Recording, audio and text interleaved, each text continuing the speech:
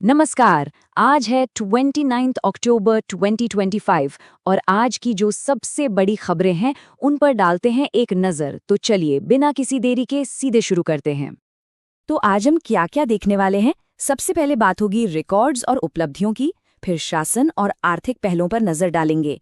इसके बाद देखेंगे कि विश्व मंच पर भारत कहाँ खड़ा है, और फिर रक्षा और टेक्नोलॉजी की दुनिया में क्या नया हो रहा है, और आखिर में इन सबको जोड़कर दिन के मुख्य अंशों को समझेंगे।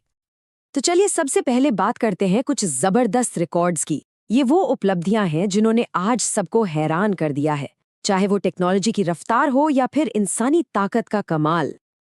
453 किलोमीटर प्रति घंटा। जरा सोचिए स्पीड के बारे में।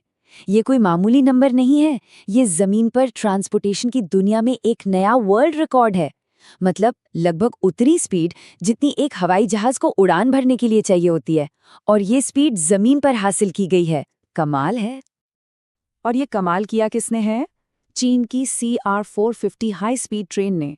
ये जो रिकॉर्ड है ना, ये साफ दिखाता है कि रेल टेक्नोलॉजी के मामले में चीन दुनिया में अपनी लीडरशिप को लेकर कितना सीरियस है। हाँ, और ये सिर्फ एक टेस्ट रन नहीं था, असली प्लान तो और भी बड़ा है।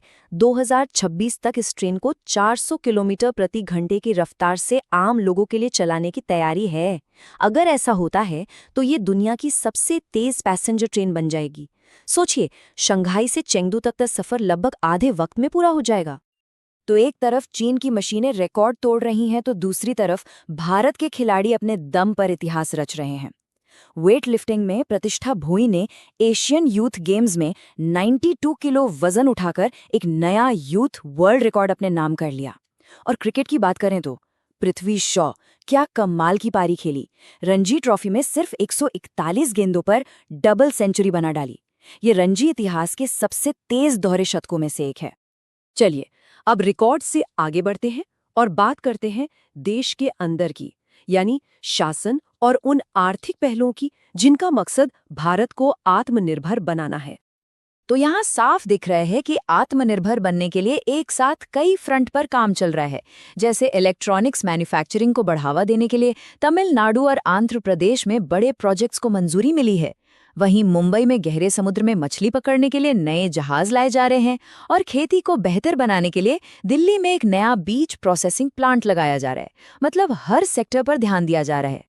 गवर्नेंस की दुनिया से भी दो बड़ी खबरें हैं। पहली, जस्टिस सूर्यकांत भारत के 53वें चीफ जस्टिस होंगे, और दूसरी अहम बात यह है कि मुंबई में इंडिया मैरीटाइम वीक 2025 शुरू हो गया है, जिसका पूरा फोकस भारत के समुद्री सेक्टर और ब्लू इकोनॉमी को आगे बढ़ाने पर है।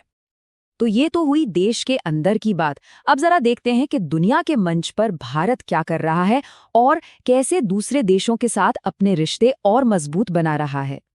भारत की फॉरेन पॉलिसी को देखें तो ये कई लेयर्स में काम कर रही है। एक तरफ मॉरिशस जैसे पार्टनर देश के साथ मिलकर हमारा INS सतलुज सर्वे कर रहा है, तो दूसरी तरफ नई दिल्ली में इंडो पैसिफिक रीजनल डायलॉग जैसी बड़ी बैठकें हो रही हैं। भारत अब APEC, AIG जैसी अहम मीटिंग्स की मेजबानी भी कर रहा है।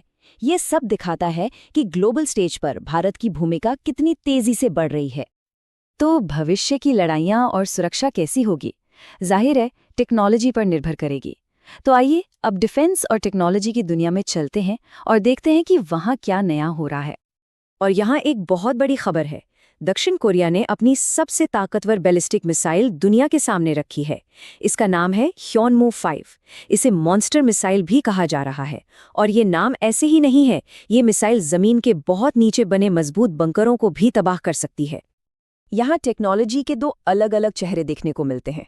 एक तरफ है दक्षिण कोरिया की 36 टन की मॉन्स्टर मिसाइल जो विनाश के लिए बनी है, और दूसरी तरफ है भारत के स्टूडेंट्स जो छोटे छोटे रॉकेट बनाकर स्पेस साइंस में अपना भविष्य तलाश रहे हैं। ये एक ही सिक्के के दो पहलू हैं। तकनीक का इस्तेमाल आप कैसे करते हैं, सब कुछ उसी पर निर्भर करता है। आजकल की लड़ाइयों में ड्रोन एक बहुत बड़ा खतरा बन गए हैं। इनसे निपटने के लिए तैयारी भी जरूरी है।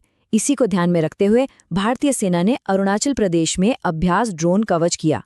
इसका सीधा सा मकसद था अपनी काउंटर ड्रोन टेक्नोलॉजी को परखना कि कैसे दुश्मन के ड्रोन को पकड़ा जाए और उसे नाकाम किया जाए।